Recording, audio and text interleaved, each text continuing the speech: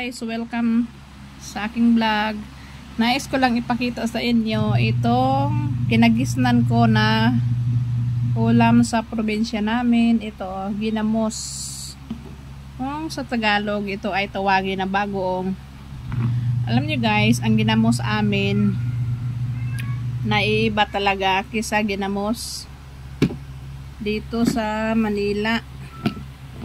Ngayon, ang ginagawa ko para hindi siya masyadong maalat,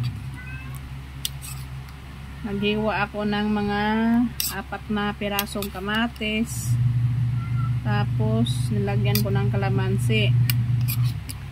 Tingnan nyo, hindi masyadong maano yung patis niya, kasi pag hindi mo damandamihan ng kamatis, masyadong maalat, kaya sakto lang pag may kamatis siya.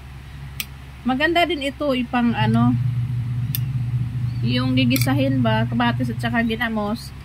Pero kasi itong ginamos na to medyo maliliit, kaya hindi na kailangan na mantikaan. Napakasarap din kahit ganito lang. Partiran ko rin siya na at ito guys, may kanin ako na ano, bagong ani ito na bigas. Napakasarap nitong kanin ng bagong ani, mabango. Pero tingnan nyo, yung kanin niya medyo durog kasi bago yata pinagiling na sobrahan sa ano, sa pagbibilad. Pero okay lang kasi importante, bagong ani siya, masarap naman. Durog lang yan eh, kanin din naman yan. Napakasarap ng kanin na bagong ani.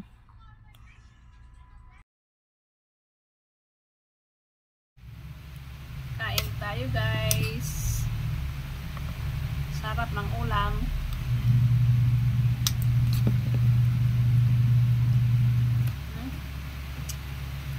Ginamos.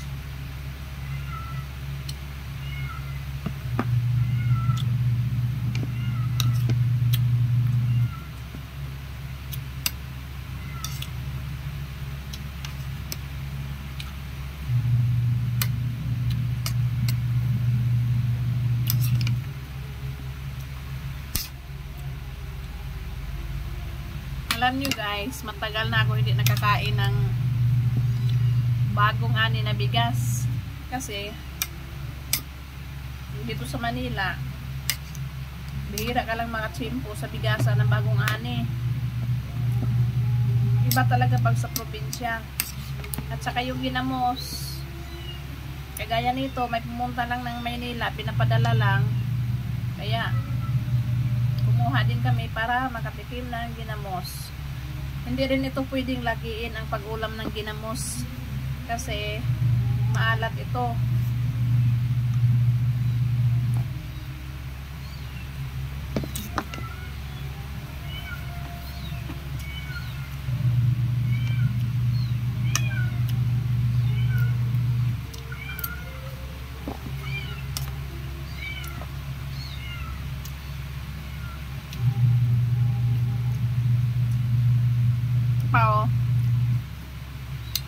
Yung ganitong sili, marami ito sa paligid ng bakuran sa probinsya. Kahit ganito lang siya kaliit, napakaanghang nito.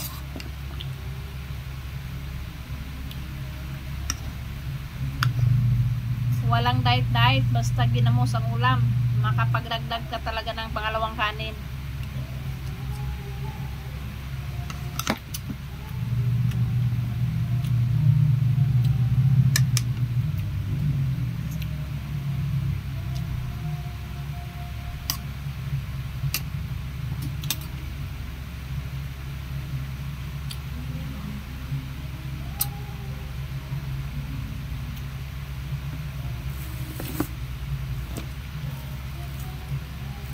Tirang ko rin ito oh. May tirang ulam kami kagabi. Hindi na kinakain. Sa iba, kung na lang kumain, sayang. Mahal lang isang pirasong manok.